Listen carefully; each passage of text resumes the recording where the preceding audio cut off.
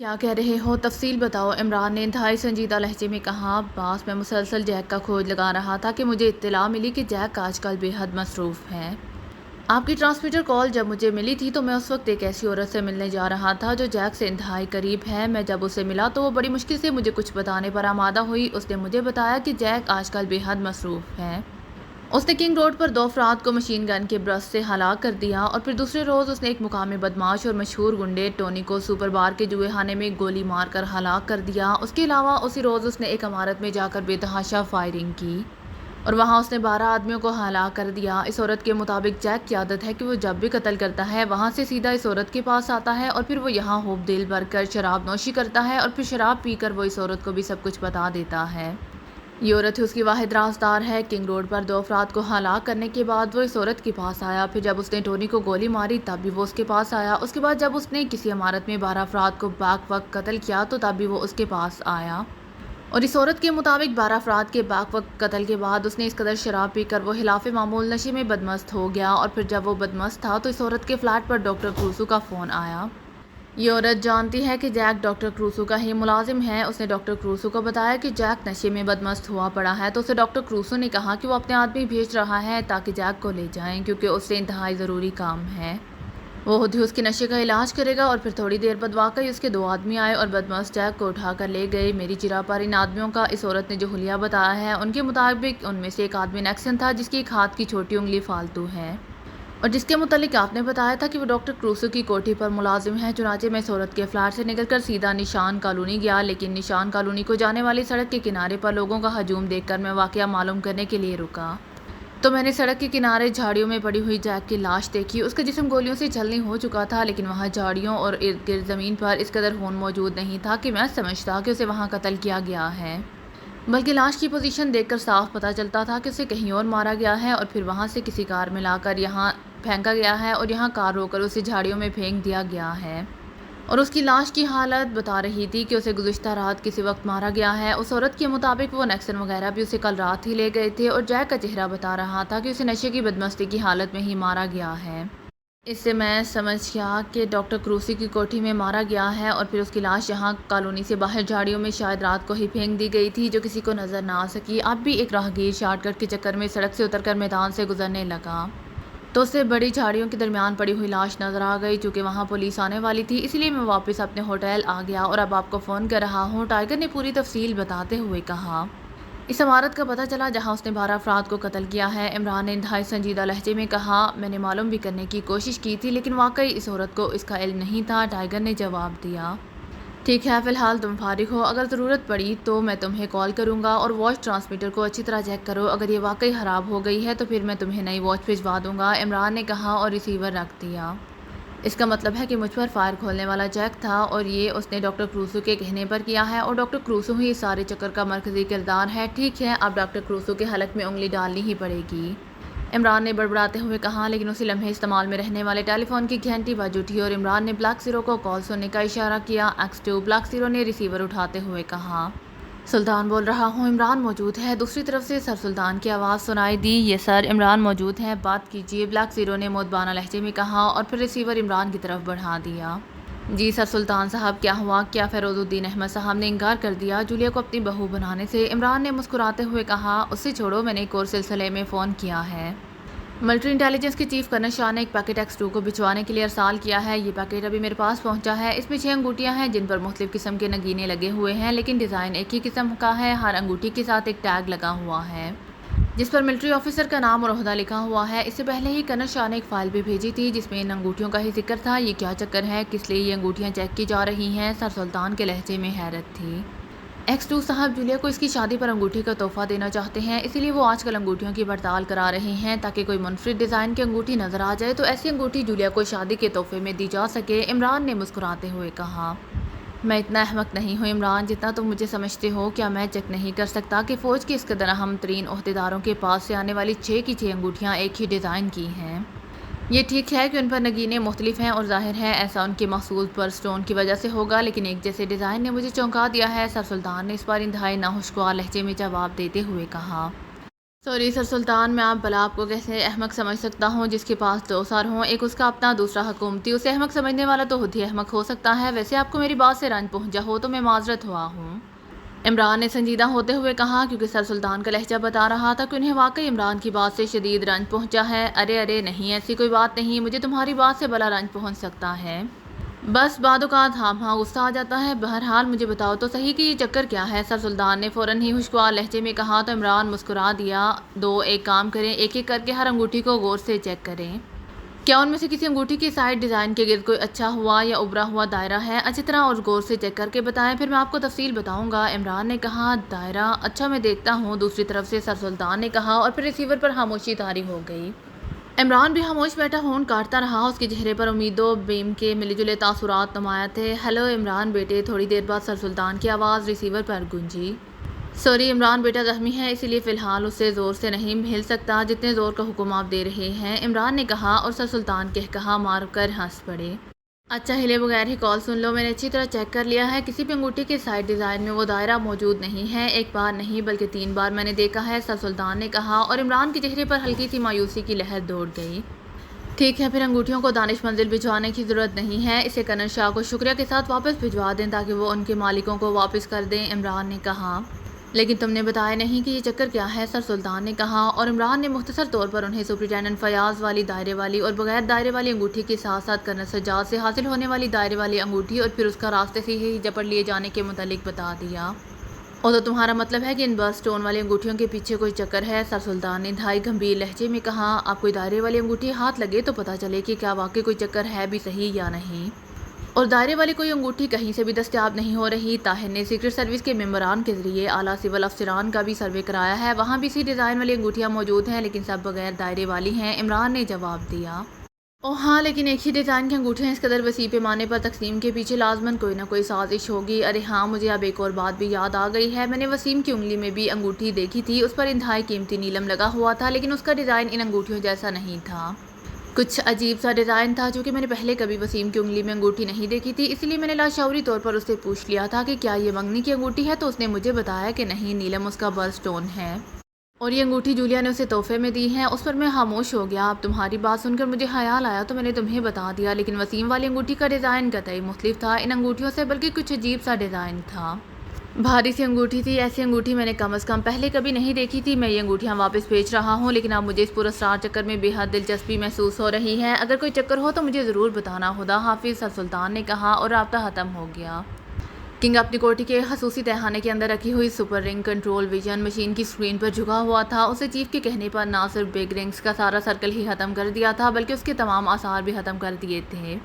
Jack کے ذریعے اس نے ٹونی کا خاتمہ کر دیا، اور پھر جیک نے ہی اس کے حکم پر اسلم اور اس کے 11 ساتھیوں کا نہ صرف خاتمہ کر دیا بلکہ وہاں سے ہر ایسا سامان بھی ہٹا دیا جس سے کسی کو بگ رنگ کے متعلق کوئی کلو مل سکتا۔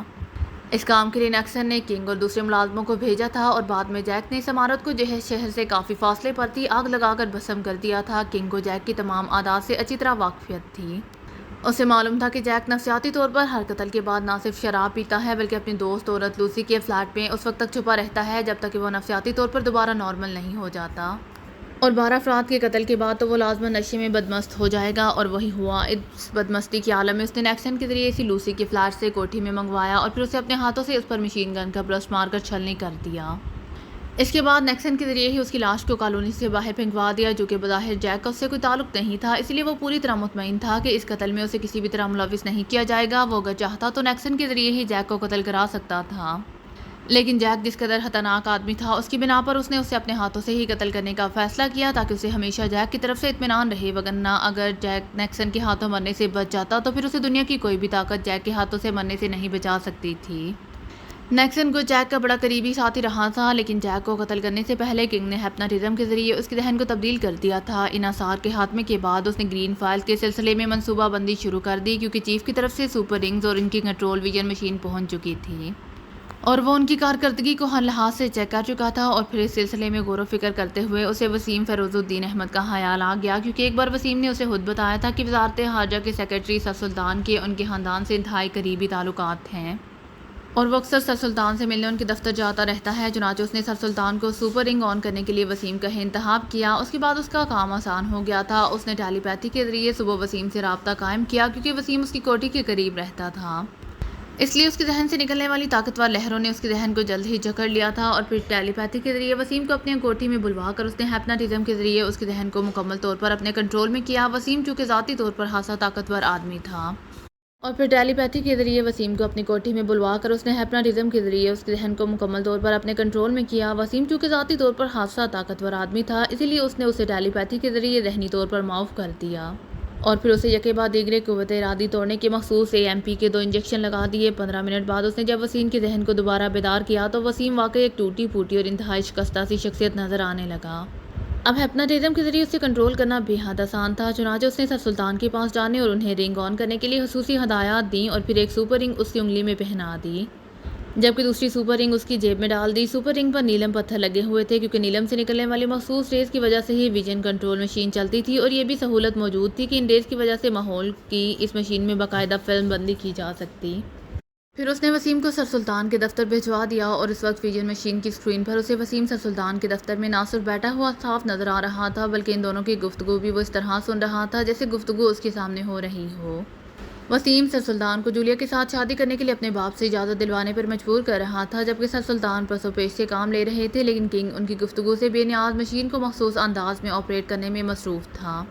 اس کی آنکھوں میں سر سلطان کی میز پر بکھری ہوئی دستاویزات دیکھ کر انتہائی تیز چمک ابھر آئی تھی، کیونکہ اسے کا اتفاق کہا جائے یہ کنگ کی خوش قسمتی کہ جس وقت وسیم سر سلطان کے پاس پہنچا، سر سلطان گرین فائل کی دستاویزات میز پر پھیلائے کسی کام میں مصروف تھے، اور اب کنگ میز پر پڑی ہوئی دستاویزات کی فلم بنانے میں مصروف تھا۔ اس کے لیے وسیم کی انگلی میں موجود سپر رنگ بے حد کام آ رہی تھی۔ ٹیلی پیتھی کی مدد سے کنگ وسیم کو ذہنی طور پر انگوٹھی والا ہاتھ بات چیت کے دوران میز پر موجود تھا۔ وہ بار بار ہاتھ کو دستاویزات پر رکھنے پر اکساتا، اور جیسے ہی انگوٹھی پر لگا ہوا نیلم کسی دستاویز سے ٹچ ہوتا، ویژن کنٹرول مشین 1 سیکنڈ میں اس کی فلم تیار کر لیتی، اور اس وقت وہ آخری دستاویز کی فلم بنانے میں مصروف تھا۔ وہ مارا اب چیف کو پتہ چلے گا کہ کنگ کس طرح کام کرتا ہے۔ آخری دستاویز کی فلم بناتے ہی کنگ نے مسرت بھرے انداز میں چیختے ہوئے کہا، پھر اس نے فلم بنانے والے مخصوص بٹن آف کر دیے۔ اب سر سلطان کو رنگ آف کرنے کی بھی ضرورت نہیں تھی، اور اس وقت سر سلطان اس کے باپ کو فون کرنے میں مصروف تھے۔ چنانچہ کنگ نے اسے سر سلطان کو رنگ آن کرنے کا کوشن دینے کی بجائے واپسی کا کوشن دے دیا، اور پھر تھوڑی دیر بعد وسیم سر سلطان سے اجازت لے کر ان کے دفتر سے نکل گیا، اور کنگ نے جلدی سے مشین سے نظریں ہٹائیں اور کرسی کی پشت سے سر ٹکا کر اس نے آنکھیں بند کر لی۔ وہ ذہنی طور پر اپنے آپ کو خاصا تھکا ہوا محسوس کر رہا تھا۔ چند لمحوں بعد اس نے آنکھیں کھولیں اور پھر مشین کی طرف متوجہ ہو گیا۔ اس وقت وسیم اپنی شاندار کار میں بیٹھا ہوا شان کالونی میں داخل ہو رہا تھا۔ پھر اس کے دیکھتے ہی دیکھتے وہ اپنی کوٹھی میں پہنچ گیا، کیونکہ کنگ نے ہر قسم کا شے ختم کرنے کے چکر میں اسے یہی ہدایات دی ہوئی تھیں کہ وہ سر سلطان سے ملاقات کے بعد سیدھا اپنی کوٹھی میں پہنچ جائے، اور پھر دوسری صبح تک وہ کوٹھی سے باہر نہ نکلے۔ یہ اس نے احتیاط کے طور پر کیا تھا کہ شاید سیکرٹری وزارت خارجہ سے ملنے والوں کو نگرانی کوئی کرتا ہوا ہو تو وہ مطمئن ہو جائے کہ وسیم کا کسی کے ساتھ کوئی لنک نہیں ہے۔ ویسے بھی وسیم نے وہاں سے کوئی بات نہیں کی تھی کہ جس سے کسی بھی خفیہ ادارے کو کسی قسم کا شبہ ہوتا، اور چونکہ کنگ کا اصل مشن خوش قسمتی سے فوراً ہی مکمل ہو گیا تھا، اس لیے اب وہ دونوں سپر رنگ وسیم سے جلد از جلد واپس لینا چاہتا تھا۔ وسیم اس وقت اپنے بیڈ روم میں بستر پر آنکھیں بند کیے لیٹا ہوا تھا۔ کنگ نے کنٹرول ویژن مشین بند کی، اور پھر میز پر رکھا ہوا انٹرکام کا ریسیور اٹھا کر اس نے ایک بٹن دبا دیا، چونکہ اس نے نیکسن کو تہھانے میں آنے سے پہلے ہدایات دے دی تھی کہ اگر کسی کا بھی فون آئے تو اسے کہہ دیا جائے کہ کنگ ابھی تک ملک سے باہر ہے۔ اسے معلوم تھا کہ نیکسن لوگوں کو ٹالنے کے فن کا ماہر ہے۔ یس ریسیور پر نیکسن کی آواز سنائی دی۔ کنگ اسپیکنگ، کوئی کال تو نہیں آئی؟ میرا مطلب ہے دفتر سے ہٹ کر، کنگ نے سخت لہجے میں پوچھا۔ سر، اس پرنس آف ڈھم کی کال آئی تھی، وہ آپ سے ملاقات کا خواہش مند تھا، مگر میں نے اسے بتا دیا کہ آپ ابھی فوراً سے واپس نہیں آئے۔ اس نے پوچھا کہ فوراً کا کوئی فون نمبر وغیرہ ہو، تو میں نے اسے یہ کہہ کر ٹال دیا کہ یہ آپ کا نجی دورہ ہے، اس لیے ہمیں کسی فون نمبر کا علم نہیں ہے، اور آپ 1 ہفتے بعد آئیں گے۔ نیکسن نے جلدی تفصیل بتاتے ہوئے کہا، کیا تمہیں یقین ہے کہ یہ آواز پرنس آف ڈھم کی تھی؟ کنگ نے یقین نہ آنے والے لہجے میں کہا، یہ اس بات میں جو کہ اس سے گفتگو کر چکا ہوں، اسی لیے میں اس کی آواز پہچانتا ہوں، وہی تھا۔ نیکسن نے جواب دیا، اوکے، اب تم ایسا کرو کہ وسیم کی کوٹھی پر چلے جاؤ، وہ تمہیں 2 انگوٹھیاں دے گا، وہ لے کر واپس آ جاؤ، کنگ نے کہا۔ یس باس، دوسری طرف سے نیکسن نے کہا، اور کنگ نے ریسیور رکھ کر ایک بار پھر سر کرسی کی پشت سے ٹکا کر آنکھیں بند کی اور ذہنی طور پر وسیم سے رابطہ قائم کرنے لگا۔ پھر رابطہ قائم ہوتے ہی اس نے ہدایت دی کہ وہ نیکسن کو 2 انگوٹھیاں واپس کر دے گا، اور اس کے ساتھ ہی وہ یہ بات بھول جائے گا کہ یہ انگوٹھیاں اسے کس نے دی ہیں۔ یہ ہدایات دینے کے بعد کنگ نے آنکھیں کھولیں اور پھر ایک جھٹکے سے اٹھ کھڑا ہوا۔ وہ اب اوپر جانا چاہتا تھا تاکہ نیکسن سے 2 سپر رنگز وصول کر کے وہ انہیں محفوظ کر سکے، और फिर इत्मीनान से विजन कंट्रोल मशीन में महफूज ग्रीन फाइल की दस्तावेज़ात को माइक्रो फिल्म में तब्दील करने का प्रोसेस शुरू कर सके। उसका इरादा था कि माइक्रो फिल्म तैयार करने के बाद वो एम्परर को कॉल करके अपनी शानदार कामयाबी की खबर देगा। सर सुल्तान की कॉल सुनकर इमरान ने रिसीवर रखा ही था कि घंटी एक बार फिर बाजू। ठीक कमाल है, आज तो इतने फ़ोन आ रहे हैं जैसे हम दोनों ने सीक्रेट सर्विस छोड़कर टेलीफोन ऑपरेटरी शुरू कर दी हो। इमरान ने मुंह बनाते हुए कहा। साथ ही उसने ब्लैक ज़ीरो को रिसीवर उठाने का इशारा किया। X2 ब्लैक ज़ीरो ने रिसीवर उठाते हुए मखसूस लहजे में कहा, कैप्टन शकील बोल रहा हूँ जनाब। मैंने मिलिट्री इंटेलिजेंस के chief recorder keeper Rizwan Ahmad से मुलाकात कर ली है। उसकी उंगली में कोई अंगूठी मौजूद नहीं है और बातों ही बातों में उसने ये भी बता दिया है कि उसने कभी अंगूठी नहीं पहनी क्योंकि उससे बलस्टोन वगैरह से कोई दिलचस्पी नहीं रही। चुनांचे मैं वापस आ गया, कैप्टन शकील ने तफसील बताते हुए कहा। ठीक है, फ़िलहाल तुम फारिग हो, ब्लैक ज़ीरो ने इमरान की तरफ देखते हुए कहा और रिसीवर रख दिया। ठीक है, फ़िलहाल तुम फारिग हो, ब्लैक ज़ीरो ने इमरान की तरफ देखते हुए कहा और रिसीवर रख दिया। मेरा ख्याल है हम हाँ सर खपाई कर रहे हैं, ये कोई केस नहीं है, ब्लैक ज़ीरो ने रिसीवर रखते ही इमरान से मुखातिब होकर कहा। फिर सुपर फयाज की अंगूठी का दायरा कहाँ गायब हो गया और कर्नल सज्जाद से हासिल होने वाली अंगूठी क्यों ज़बरदस्ती छीनी गई और इसके बाद मुझ पर कातलाना हमला क्यों किया गया, तुम इन सारे पॉइंट्स को कहाँ फिट करोगे, इमरान ने मुँह बनाते हुए कहा। ये बातें तो हैं इमरान साहब, लेकिन गेम क्या खेली जा रही है इसका तो कहीं सिरा ही नहीं मिल रहा, ब्लैक ज़ीरो ने सर हिलाते हुए कहा। गेम का सिरा इसीलिए नहीं मिल रहा कि इस पर गेम बिल्कुल ही मुनफरिद अंदाज में खेली जा रही है, आम मुजरमाना अंदाज से यकसर हटकर। यही वजह है कि हमारी सारी कोशिशें बेकार जा रही हैं। लेकिन अब टाइगर की रिपोर्ट के बाद अंधेरे छटने लगे हैं और सूरत हाल कुछ वाज़ेह होने लग गई है, इमरान ने मुस्कुराते हुए कहा। वो कैसे, ब्लैक ज़ीरो ने हैरत भरे लहजे में कहा। जिस तरह सबूत मिटाए जा रहे हैं, यानी टोनी का कत्ल, इन 12 अफराद का कत्ल और फिर जैक का कत्ल, उससे साबित होता है कि गो हमें गेम का इल्म नहीं है, लेकिन हम सही रास्ते पर चल पड़े हैं और इन 12 अफराद के कत्ल का तो मुझे ख्याल ही नहीं रहा था। इमरान बोलते बोलते चौंक पड़ा और सामने दीवार पर मौजूद इलेक्ट्रॉनिक क्लॉक पर इस वक्त वो वक्त देखकर समझ गया कि फ़याज़ अभी तक दफ्तर में ही मौजूद है। उसने जल्दी से टेलीफोन का रिसीवर उठाया और नंबर डायल करने शुरू कर दिए। Yes Fayaz speaking. दूसरी तरफ से फ़याज़ की आवाज़ सुनाई दी। उसका लहजा नॉर्मल था क्योंकि उसे खतरा रहता था कि कॉल कहीं सर रहमान की तरफ से ना हो। कौन फ़याज़, इमरान ने लहजा बदल कर बोलते हुए कहा।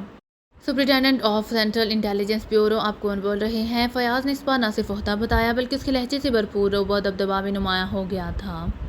टंडन तो सुना था कि बिल्कुल गंजे को कहते हैं, लेकिन सुपरी टेंडन क्या होता है? क्या ये गंजे की मोनस को कहते हैं? यानी गंजी सुपरी लफ्ज़ तो मोनस के लिए इस्तेमाल होता है, मुज़क्कर के लिए तो सुपर कहा जाता है, लेकिन आज तो कोई गंजी औरत देखी नहीं। क्या इंटेलिजेंस ब्यूरो वालों ने ढूंढ ली है कहीं से? वाह, फिर तो फ़ोटो देखना पड़ेगा सुपरी टिंडी का। इमरान की ज़ुबान चल पड़ी लेकिन लहजा बदस्तूर बदला हुआ था। कौन हो तुम? ये कैसी बकवास कर रहे हो? गोली मारूंगा तुम्हें, सुपर फयाज ने गुस्से से कहा। वो एक मुहावरा है, गंजी धोएगी क्या और नचोड़ेगी क्या। चूँकि मैंने आज तक किसी गंजी औरत को ना देखा था, इसीलिए इस मुहावरे को मैं हमेशा गलत करार देता रहा। मैं ये समझता था कि यहाँ तंगी की बजाय गंजी का लफ्ज़ इस्तेमाल किया गया है, लेकिन चूँकि गंजी का लफ्ज़ तहजीब से गिरा हुआ है, इसलिए हमारे बायो उस्ताद जो कि इंतहाई मुहज़्ज़ब थे, जानबूझकर नंगी की जगह गंजी का लफ्ज़ इस्तेमाल किया है। लेकिन आज सुपर गंजी से मुलाकात के बाद मालूम हुआ है कि मुहावरा तो दुरुस्त था, लेकिन ये मुहावरा कपड़ों की बजाय बालों से मुतल्लिक था कि गंजी किन बालों को धोएगी और किन को नचोड़ेगी। इमरान की ज़ुबान एक बार फिर पूरी रवानी से चल पड़ी, लेकिन दूसरी तरफ से इस बार ऐसे अल्फाज सुनाई देने लगे जैसे कोई मफहूम ना हो और साथ ही राब्ता ख़त्म हो गया। ज़ाहिर है फ़याज़ गुस्से की इंतहा पर पहुंच चुका था और इमरान जानता था कि जब वो गुस्से की इंतहा पर पहुंच जाए तो फिर उसके मुंह से निकलने वाले अल्फाज अपना मफहूम खो देते हैं और शायद गुस्से की शिद्दत की बिना पर ही फ़याज़ ने रिसीवर क्रैडल पर पटख दिया होगा। आप फ़याज़ को बेहद तंग करते हैं, ब्लैक ज़ीरो ने मुस्कुराते हुए कहा। मैं उसे तंग करने के बजाय उसके बैंक बैलेंस को तंग करने में दिलचस्पी रखता हूँ। बाप बेटे ने शोबे बांट रखे हैं, डैडी उसे झाड़ कर जिस्मानी तौर पर तंग, मेरा मतलब है स्मार्ट रखते हैं, और मैंने माशी संभाल रखा है क्योंकि अफरात-ए-ज़र का फैलाव अगर माशरे के लिए खतरनाक साबित हो सकता है तो हमारे फ़याज़ के लिए तो इंतहाई नुकसानदेह साबित हो सकता है। इमरान ने मुस्कुराते हुए जवाब दिया और इसके साथ उसकी उंगली दोबारा फ़याज़ के नंबर घुमाने में मसरूफ़ हो गई। कौन है? इस पर फ़याज़ ने बगैर सोचे समझे ही धाड़ते हुए कहा। अरे कहीं तुम चिड़ियाघर में तो नहीं पहुंच गए जो शेर की तरह धाड़ रहे हो? इमरान ने इस बार अपने असल लहजे में कहा। ओ इमरान, तुमने पहले फ़ोन किया था मुझे? फ़याज़ की ऐसी आवाज़ सुनाई दी जैसे वो बोलते बोलते दांत पीस रहा हो। मैंने तो पिछले 4 रोज़ से फ़ोन को हाथ ही नहीं लगाया, लगा ही नहीं सकता था क्योंकि मेरा पूरा जिस्म प्लस्तर जकड़ बांध में फंसा हुआ था, पूरी 8 गोलियां लगी थी। आज प्लस्तर खुला तो मैंने सोचा कि अपने यार को फ़ोन करूं और उससे कम से कम पूछूं तो सही कि दोस्ती से कहते हैं कि हम आलम बाला की सैर भी कर आए, और हमारे यार ने एक बार भी आकर नहीं पूछा कि भैया कैसी, उल्टा गुस्से से धाड़ भी रहे हो। इमरान ने बड़े मुसम्मे से लहजे में कहा। क्या कह रहे हो? 6 गोलियां लगी हैं, क्यों मजाक कर रहे हो? 6 गोलियां तुम्हें लग जाती और तुम जिंदा बच जाते, फ़याज़ ने यकीन न आने वाले लहजे में कहा। वैसे उसका लहजा बदल गया था। اگر یقین نہ آئے تو میرے فلیٹ کی رینج والے پولیس تھانے سے پوچھ لو، ایک راہگیر بیچارہ بھی مشین گن کے برسٹ میں آ کر مارا گیا۔ ویسے اگر وہ نہ ہوتا تو اکٹھی 18-20 گولیاں لگتی مجھے، اور میں تو پھر چاہے عالم بالا سے ہی کیوں نہ فون کرتا، تمہیں یقین نہ آتا ہے، عمران نے کہا۔ او مشین گن کا برسٹ کس نے مارا؟ پتہ چلا سررحمان کو بیل نہیں ہے۔ ہوا کیا تھا؟ اس پر فیاض کا لہجہ ہمدردی سے پر تھا۔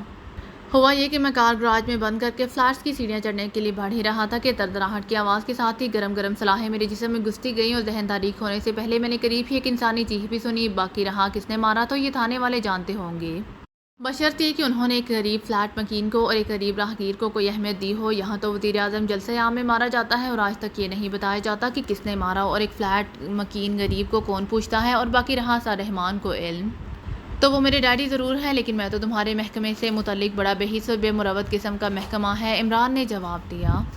مجھے تو اب بھی یقین نہیں آ رہا، کیونکہ جس رفتار سے تمہاری زبان چل رہی ہے، 6 گولیاں کھانے کے بعد کم از کم زبان کی یہ رفتار تو باقی نہیں رہ سکتی، لیکن اب تم کہتے ہو تو یقین کر لیتا ہوں، اس پر فیاض نے ہنستے ہوئے کہا۔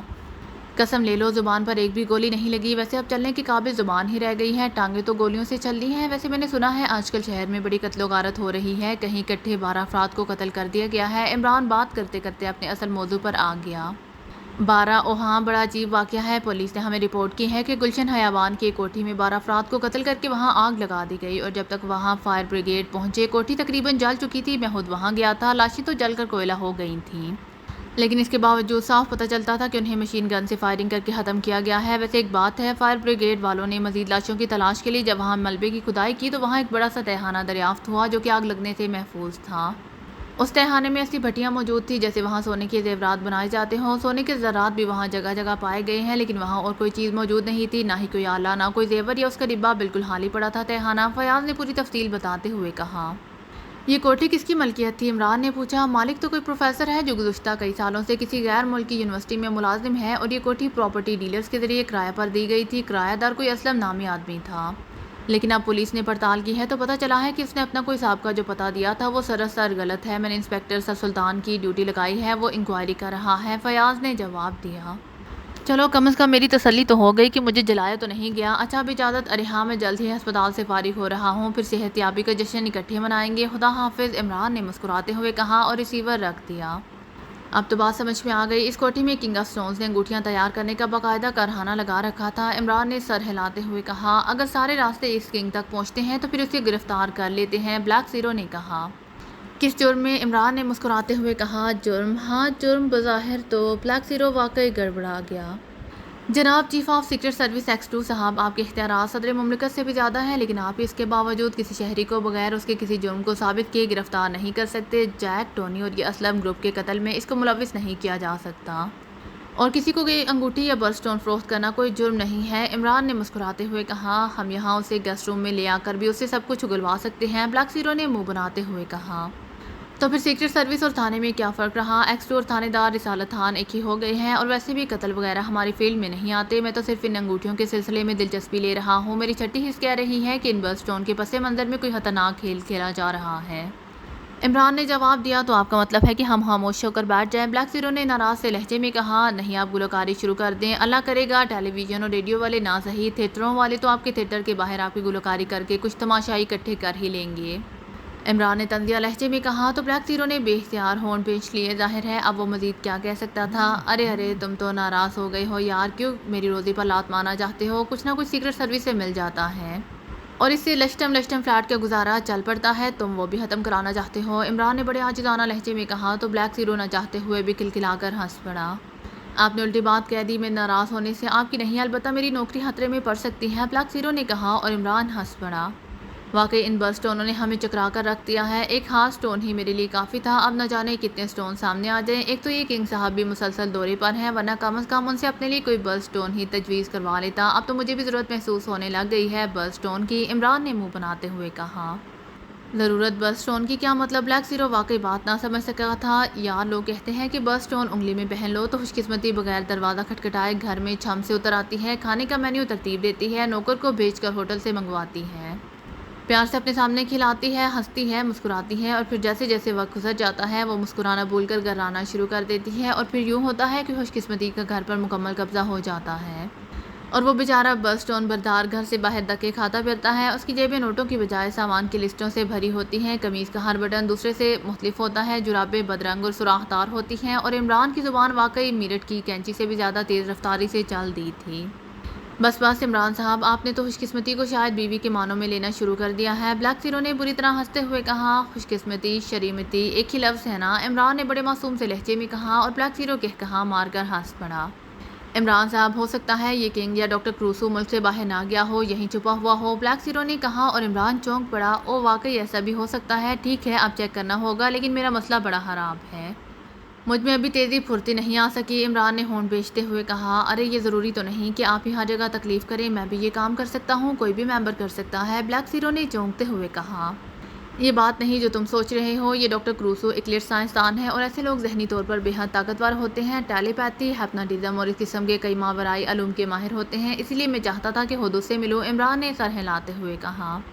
ایسے ہی صحیح، پہلے معلوم تو کر لیں کہ وہ واقعی باہر گیا ہوا ہے یا نہیں، میں ہاور کی ڈیوٹی لگا دیتا ہوں، وہ انکوائری کے کاموں کا ماہر ہے، ایئرپورٹ کا ریکارڈ چیک کرے گا، بلیک زیرو نے کہا۔ نہیں، اتنے لمبے بکھیڑے کی ضرورت نہیں ہے، تم ایکس 2 یہاں بیٹھے ہوئے بھی فون پر چیک کر سکتے ہو، عمران نے مسکراتے ہوئے کہا۔ پھر اس نے ہوتے ہی ٹیلی فون کا ریسیور اٹھا لیا، اس نے پہلے انکوائری کے نمبر گھمائے۔ یس انکوائری پلیز، دوسری طرف سے آواز سنائی دی۔ ایئرپورٹ ریکارڈ آفس کا نمبر چاہیے، عمران نے سنجیدہ لہجے میں کہا، اور آپریٹر نے جلدی سے نمبر بتا دیا۔ عمران نے آپریٹر کا بتایا ہوا نمبر ڈائل کرنا شروع کر دیا۔ یس ایئرپورٹ ریکارڈ آفس، ایک نسوانی سی آواز سنائی دی۔ جس شعبے میں ایئرپورٹ سے سفر کرنے والے مسافروں کا ریکارڈ رکھا جاتا ہے، اس کے انچارج سے بات کرائے، میں سپرنٹینڈنٹ جنرل انٹیلیجنس بیورو بول رہا ہوں، عمران نے اسپاٹ لہجے میں کہا۔ اور یہ سر ایک منٹ ہولڈ کریں، دوسری طرف سے اس بار مؤدبانہ لہجے میں کہا گیا۔ دیکھا میرے یار کا روب اور دبدبا، نام سنتے ہی محترمہ شیرنی سے بھیڑ ہو گئی، عمران نے ریسیور کے ماؤتھ پیس پر ہاتھ رکھتے ہوئے بڑے فاتحانہ انداز میں بلیک زیرو سے مخاطب ہو کر کہا، اور بلیک زیرو ہنس پڑا۔ ہلو، ارشد بول رہا ہوں، پیسنجر ریکارڈ آفس سے۔ چند لمحوں بعد ایک مردانہ آواز سنائی دی۔ Superintendent central intelligence bureau speaking, Imran نے فیاض سے بھی زیادہ روبدار لہجہ بناتے ہوئے کہا۔ یس سر، فرمائیے کیا خدمت کر سکتا ہوں، ارشد نے مؤدبانہ لہجے میں کہا۔ آپ کے پاس کتنے عرصے کا ریکارڈ ہوتا ہے؟ میرا مطلب ہے کہ اگر میرا محکمہ چاہے کہ گزشتہ 15 روز سے ایئرپورٹ سے کتنے اور کس کس نام کے مسافروں نے سفر کیا ہے تو آپ بتا سکتے ہیں، عمران نے کہا۔ جناب، ہمارا کمپیوٹر ریکارڈر ہے، اس لیے 15 روز تو ایک طرف آپ 2 سال کا ریکارڈ بھی حاصل کر سکتے ہیں، لیکن اگر آپ کسی خاص مسافر کے بارے میں پوچھنا چاہتے ہیں تو اس کا نام، ولدیت، اور اگر کسی خاص فلائٹ کے بارے میں پوچھنا چاہتے ہیں تو فلائٹ نمبر اور تاریخ بتا دیں تو زیادہ آسانی رہے گی، انچارج نے جواب دیا۔ ایک نام نوٹ کریں، ڈاکٹر کروسو، اور مجھے بتائیں کہ گزشتہ 1 ماہ میں اس نام کے کسی آدمی نے ملک سے باہر سفر کیا ہے یا نہیں، عمران نے کہا۔ ڈاکٹر کروسو، ٹھیک ہے صاحب، میں معلوم کرتا ہوں، ہاس صاحب کا نام ہے، اسی لیے معلوم ہو جائے گا، انچارج نے کہا۔ اور پھر تقریباً 8 منٹوں بعد اس کی آواز دوبارہ سنائی دی۔ جناب، ڈاکٹر کروسو آج سے 28 دن پہلے گرین لینڈ گئے تھے، اور جناب میں نے ریکارڈ کا وہ شعبہ بھی چیک کر لیا ہے جس میں باہر سے آنے والے مسافروں کا ریکارڈ ہوتا ہے، تو اس کے مطابق ڈاکٹر کروسو صاحب آج سے 18 روز پہلے واپس گئے تھے، اور اس کے